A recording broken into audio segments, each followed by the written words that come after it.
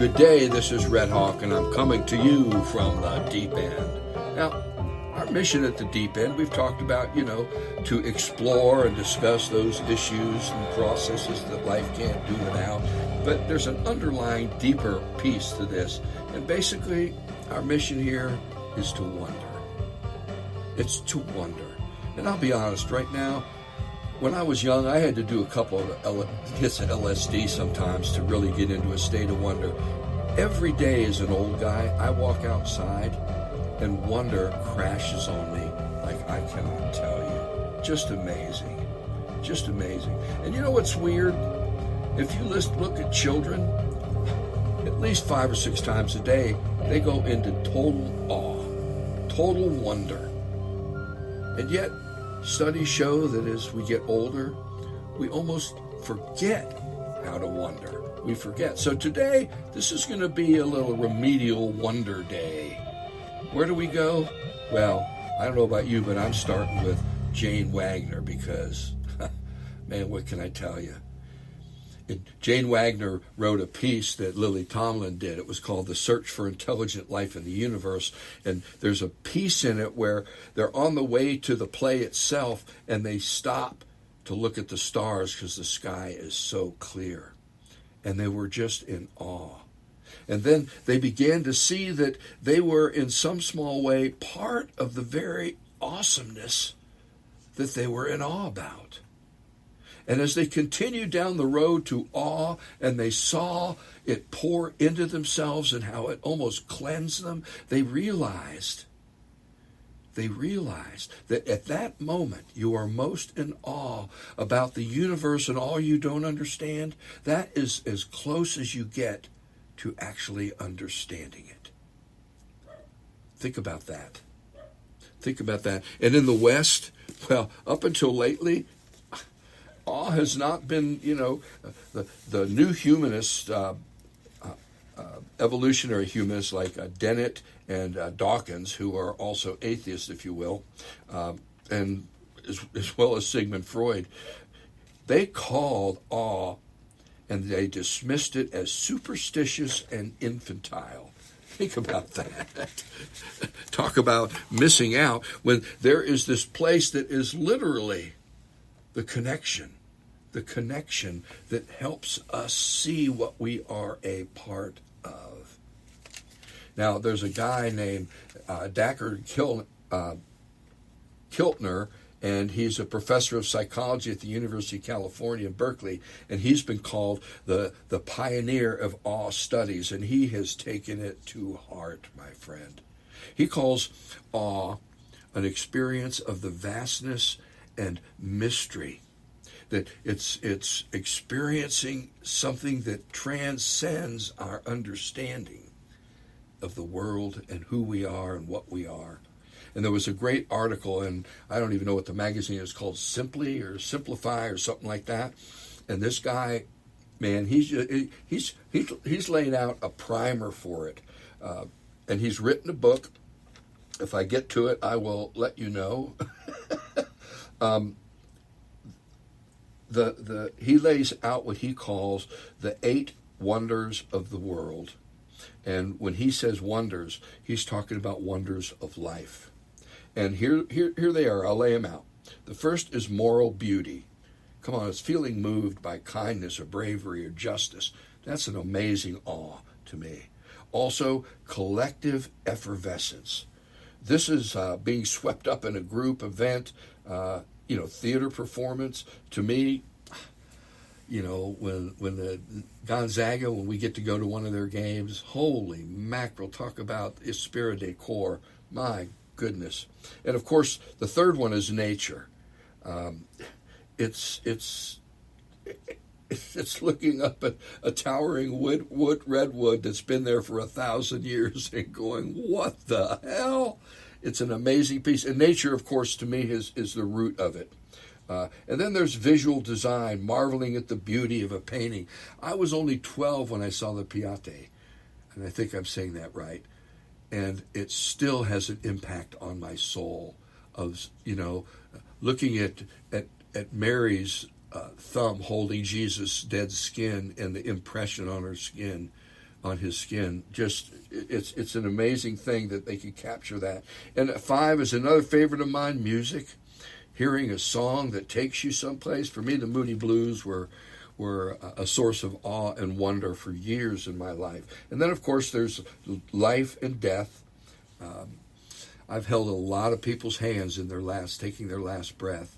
And I've held the hand of the spouse the 24 hours after that death a number of times. And I want to tell you, talk about a doorway to wonder and what the fuck's unbelievable stuff. And of course, there's spirituality, just a sense of the sublime from meditation, prayer, a religious service.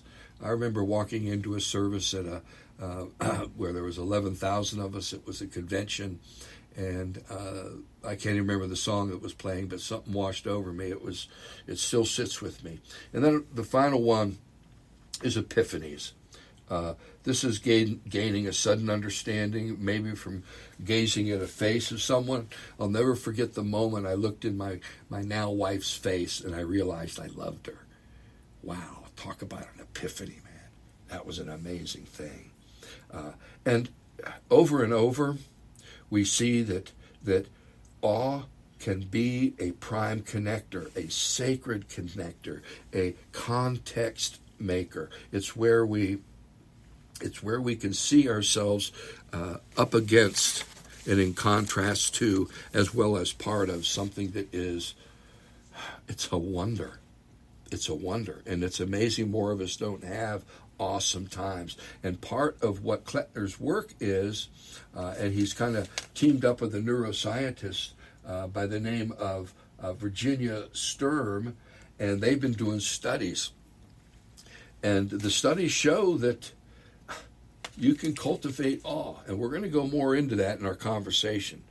But here's what Robert Cloninger, who's a geneticist and a psychiatrist, said of awe. He said, "It's really a scale of self-transcendence. Sometimes I feel so connected to nature that everything seems to be a part of one living organism. Sometimes I have felt like I was part of something with no limits, no boundaries in space and time. I often feel a strong spiritual or emotional connection with all the people around me. I've had moments of great joy in which I suddenly had a clear, deep feeling of oneness with all that exists. To me, awe, wonder are doorways into the prime point of life, which is we don't know.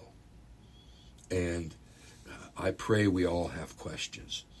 Awe. I'm very much for it. I hope through this podcast you'll get some sense of maybe how to exercise your awesomeness a little more. So I've just thrown out a lot of ideas. Marianne, what say you when it comes to this awesome wonder that is part of definitely this podcast? Well, I think you covered quite a bit there, and I think one of the things that first came to mind when I think of awe and the things that I've experienced that have evoked awe in me, and it's this deep sense of appreciation as well for not just the beauty, but the complexities and the idea, and you talked about this as well, the idea that we are part of something much larger than our individual selves, and that self-transcendent piece where we can somehow, and it's really hard to put into words. I had an experience one time when I was driving down the street, and it had been a particularly rough day, and I was just driving, and all of a sudden I was overcome with this sense of oneness, this sense of connectivity, and that everything, the other word that came to my mind when you were talking too was flow. Everything was flowing the way that it needed to flow. And feeling like I was part of that river. I wasn't trying to swim against it, which is my typical modus operandi. But to be able to appreciate and to relax and just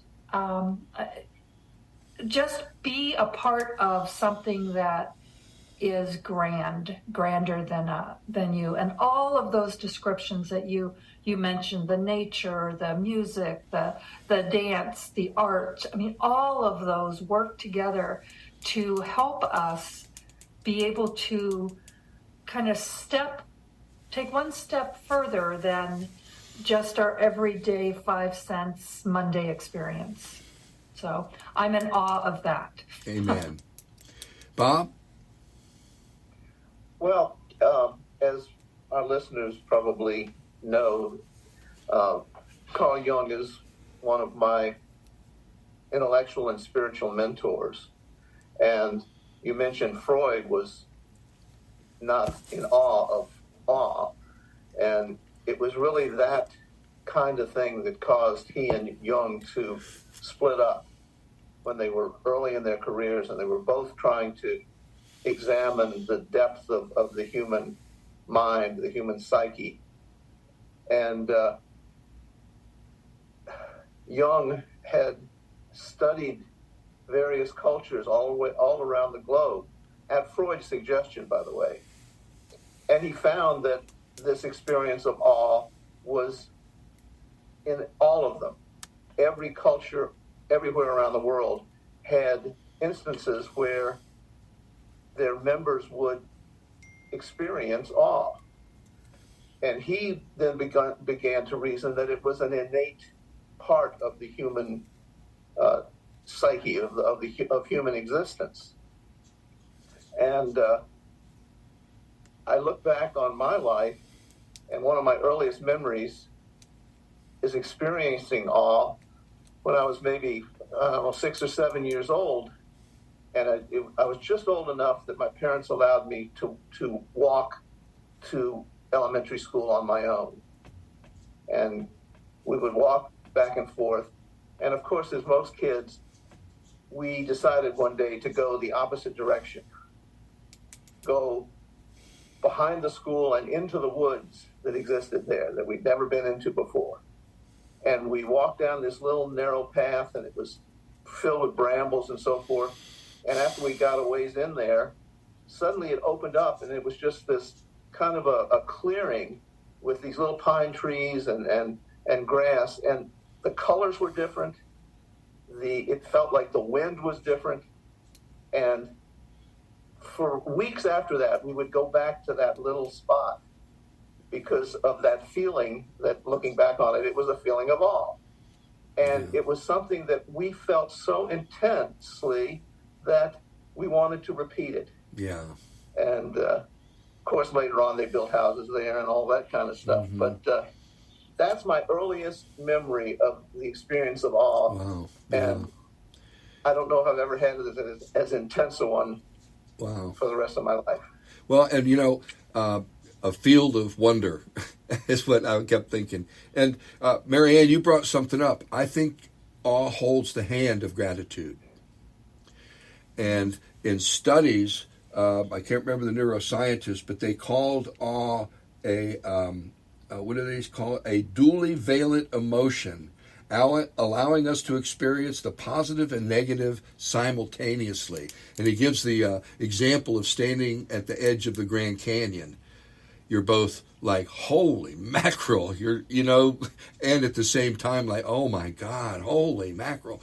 And that awe offers that, which is why I say it's a doorway into reality, because reality is both beautiful and terrifying. And what's interesting is a number of studies have started looking, what are the roadblocks to awe? And it turns out when cross-culturally they do studies on wonder and awe, Americans are in last place. And they state two reasons for this. One is what the thing is that we're measuring people's natural propensity, and we were at the lowest on the planet. The first thing that gets in the way is individualism, because awe is really about connecting, whether it's to nature or community or a symphony or a musical group or a painting or whatever. And the other is wealth. Wealth allows us to insulate ourselves and live in a world of stuff that we know and be able to say, I live in a world and I know everything that is in my world. Whereas if you go down the socioeconomic ladder, you find that awe and wonder present itself more and more, which to me is an interesting correlation and connection. And it seems to me there's certain piece of I don't know what it is, of I don't know what the word I'm looking for is, irony, farcicalness,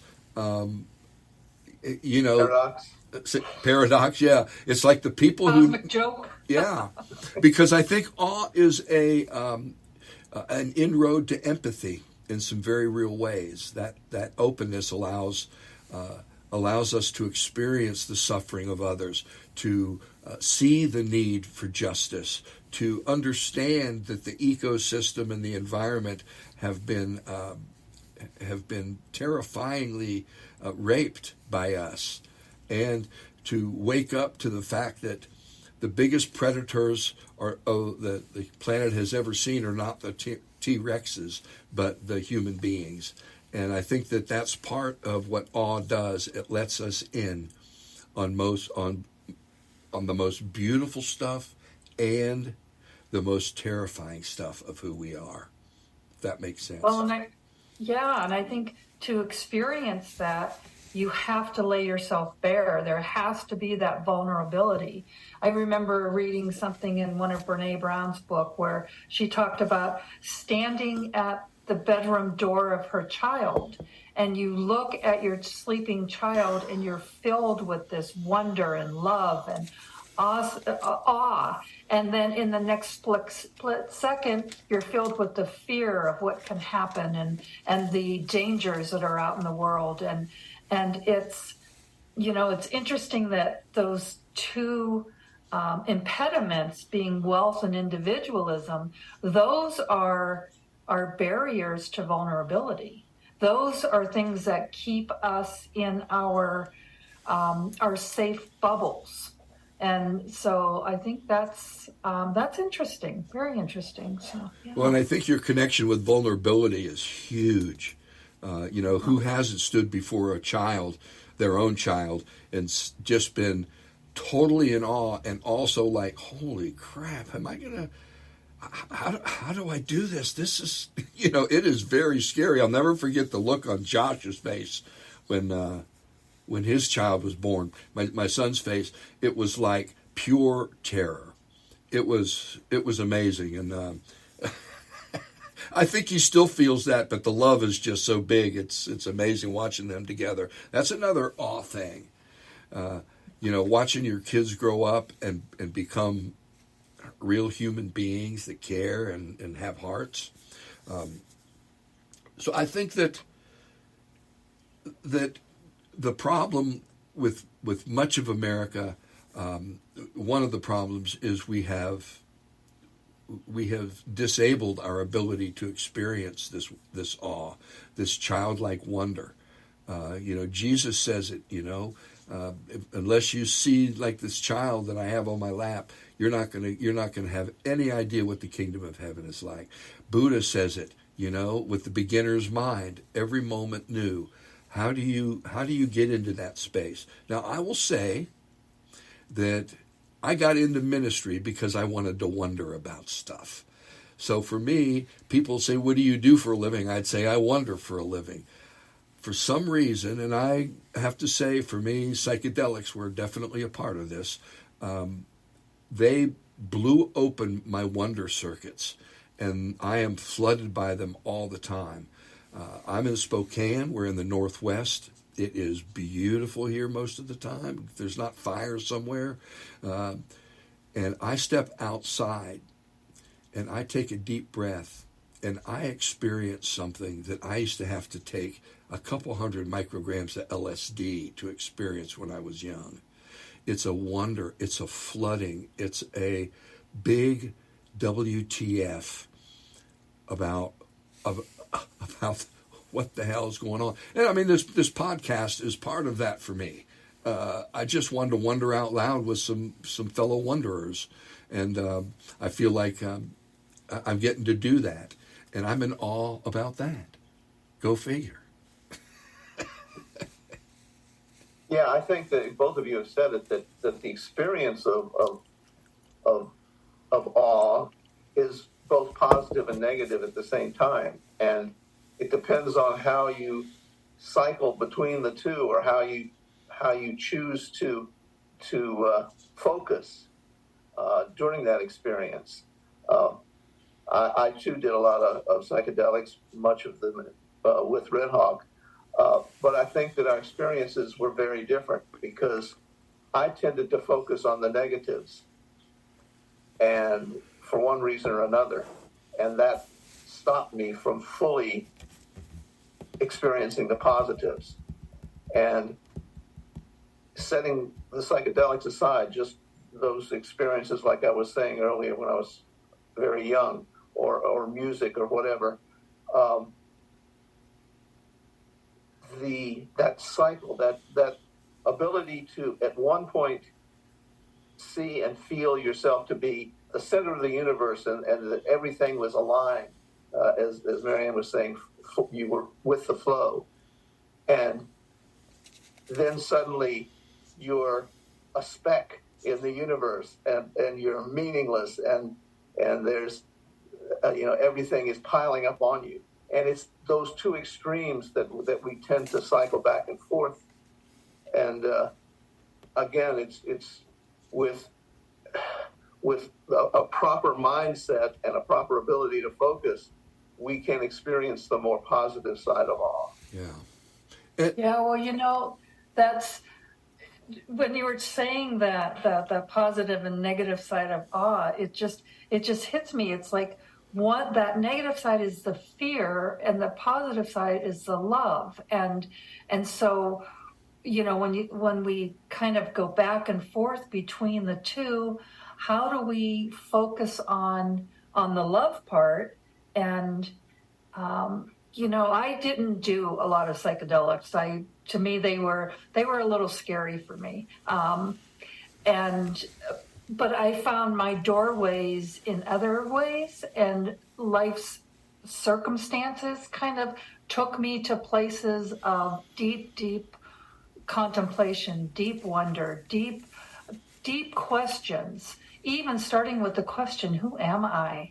And then you kind of, when you can go beyond your name and your profession and all of that kind of stuff, and then you just start to kind of go down those avenues of thought.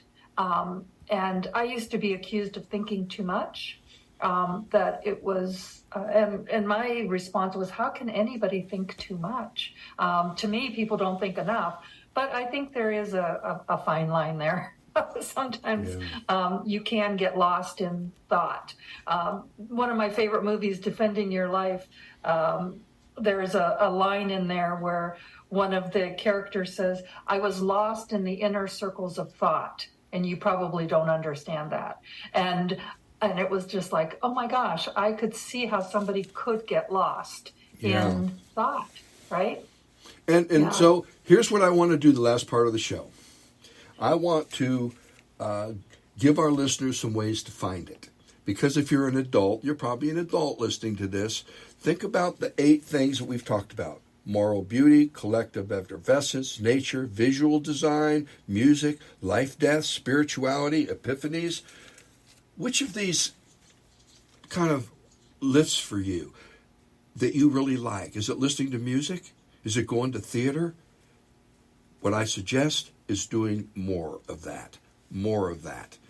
I like moral beauty. I like to see the good guys win. I really like that.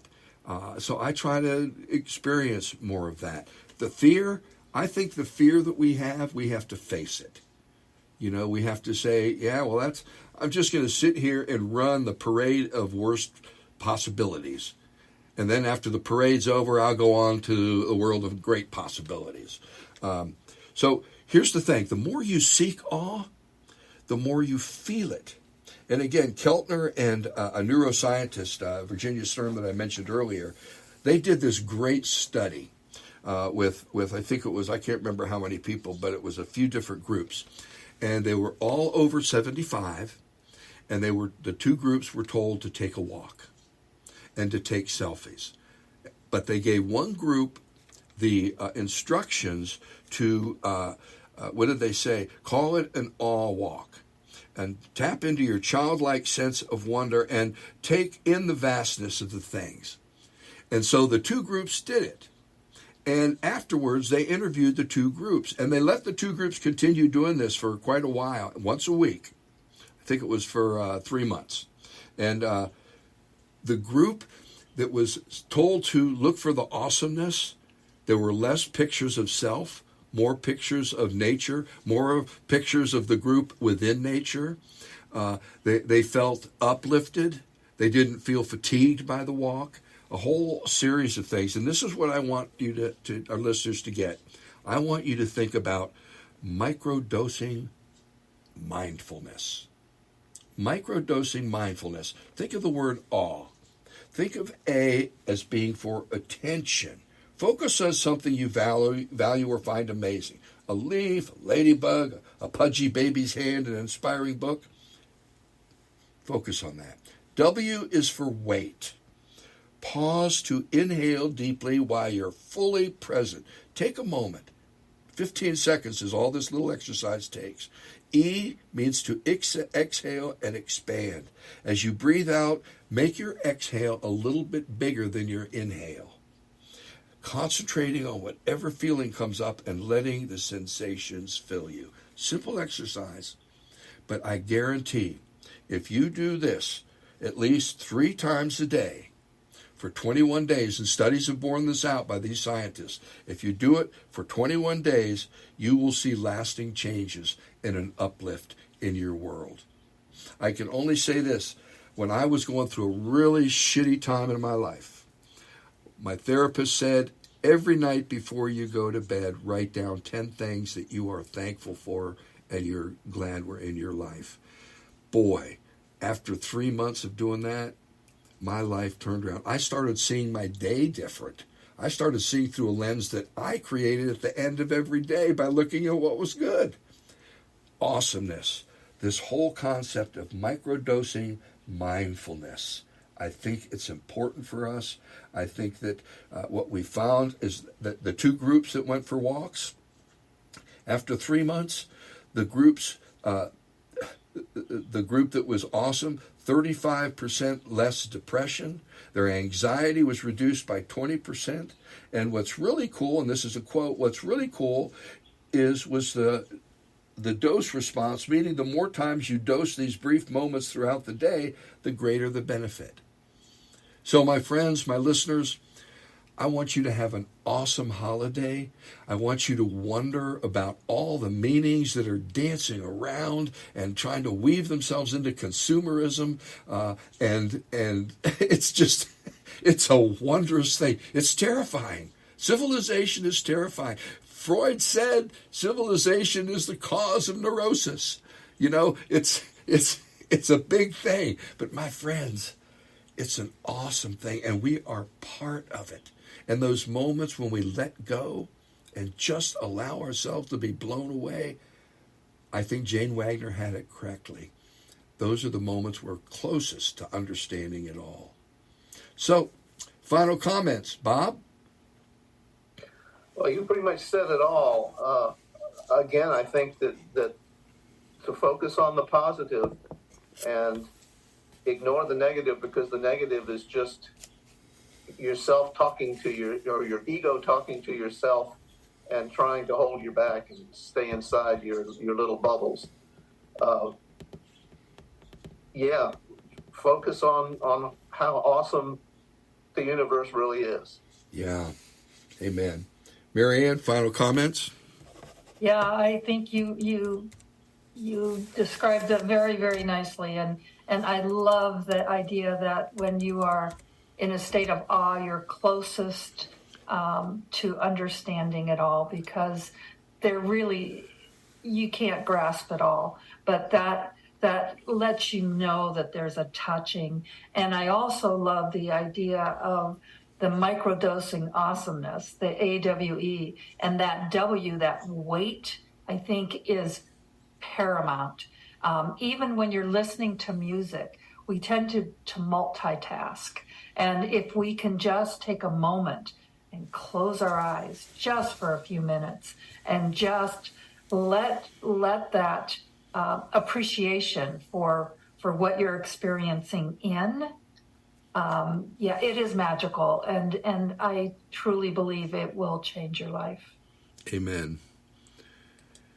Well, I want to thank my co-hosts, because I just delight in our conversations, and I want you to know how awesome you both are. And this whole trip that is life, it is amazing, and I say that with the amazing part really, really underlined.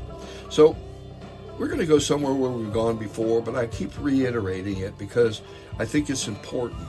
I know so many people who say they're not religious, but they're spiritual. What's the difference between spirituality and religion? Can you have one without the other? I don't think you can, to be honest.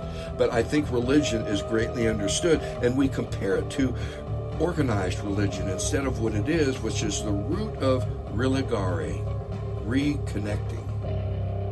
Spirituality has more to do with now, right now, being connected now. But this now, I have an experience and I want to make something of it. I want to understand it. So maybe I read Buddhism to reconnect with that experience I just had and to see that it's a very human thing and that it's leading us somewhere maybe, huh? Spirituality and religion. I know so many people who want to get rid of religion think it's the evil piece. It's not. Believe me, it's not. And we're going to talk about that. We'll see you in 2 weeks. Till then, blessings on you.